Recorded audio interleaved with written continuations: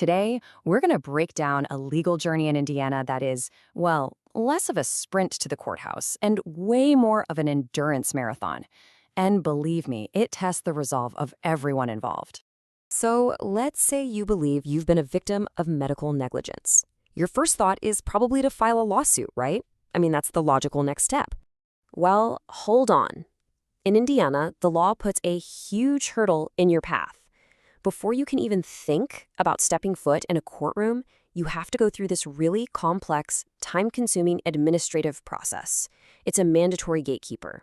This whole initial phase is so demanding with its own set of unique rules and procedures that the best way to describe it is, honestly, a legal marathon.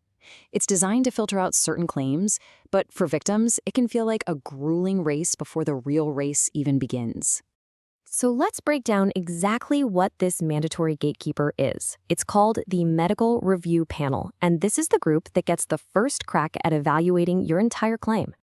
You see, the entire system is built around this idea of a qualified provider. If a doctor or a hospital has paid into the state's special fund, they get this powerful legal shield. It means you generally can't just sue them directly. You have to go through this panel first. So, why does this whole system even exist? Well, the official purpose is to have medical experts look at all the complex evidence before a case ever gets to court. Proponents will tell you this helps weed out claims that don't have merit, which helps keep malpractice insurance costs down for doctors. The whole idea is to have professionals, not a jury, make that first big call on whether the standard of care was met. Okay, so who are these judges exactly? The panel is made up of 4 people, but as we're about to see, not everybody gets an equal say in the final decision. All right, let's get into this. You've got 3 healthcare providers, and they're the ones who actually vote. Now, these are the peers of the doctor or hospital you're accusing. In fact, the law says at least 2 of them have to be from the same exact specialty. Then you have the 4th member, who's an attorney. Think of them as a non-voting referee. They manage the process, but they don't get to weigh in on the medical decision itself. And this is absolutely crucial. What this means is that your case is being judged first and foremost by a panel of professionals from the very same field you're lodging a complaint against. And it's really notable that there's no patient representative on the panel at all. Okay, so let's get into the process itself. Let's look at how this thing builds into what is often a multi-year journey. And this isn't some informal chat. It follows a really rigid 5-step path that's laid out by the law. So this marathon has 5 very distinct stages. First off is filing. A proposed complaint is filed. And this is a huge step because it hits pause on the statute of limitations. That's the legal deadline for your case. Next, both sides strategically pick the panel members. Then comes discovery, where all the evidence gets gathered. Records, testimony, the whole shebang. After that, each side makes its case in the submission phase. And finally, the panel deliberates and gives its expert opinion. You know, that submission phase is really interesting. You'd think you get to go in and tell your story in person, right? Well, not usually. Instead, your attorney puts together this massive written argument, organizing all the medical records and testimony. It really is a trial on paper. So, after all that work, after all that time, the panel delivers its verdict.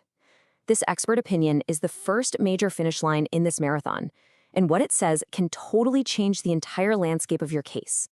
Okay, so here's the big question. Is this decision the final word? If the panel rules against you, is your case just over? The short answer is no. It's not legally binding. You still have your constitutional right to file a lawsuit. But, and this is a huge but, the opinion carries enormous practical weight because it can be presented to a jury as expert evidence if your case does go to trial. And this just perfectly illustrates the 2 paths forward. If you get a favorable opinion, it's like a golden ticket. It gives you powerful leverage and forces the insurance companies to the negotiating table. But an unfavorable opinion, that is a massive setback. Now you'd have to go into a courtroom and convince a jury that the 3 medical experts on that panel all got it wrong. That's a really tough hill to climb. So let's talk about the real-world consequences of this whole system, starting with the one thing that's on every single person's mind. How long does all of this take? On average, a case spends 2 to 4 years just in this panel process. Just think about that for a second. For a family that's dealing with a life-altering injury, with medical bills piling up, that's years of just waiting in limbo before they even get a green light to file an actual lawsuit. And then there's the financial reality. Indiana strictly caps the total amount of money you can recover. For claims after mid-2019, that cap is $1.8 million. And yeah, that sounds like a lot of money, but it's a hard ceiling, no matter how catastrophic the damages are.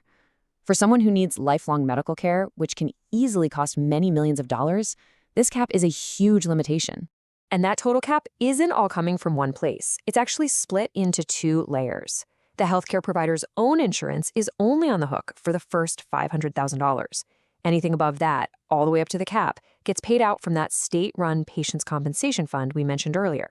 So when you put it all together, a multi-year process that's judged by a panel of the defendant's peers and then capped by a strict limit on damages, this is the unique legal marathon that victims of medical negligence have to run in Indiana.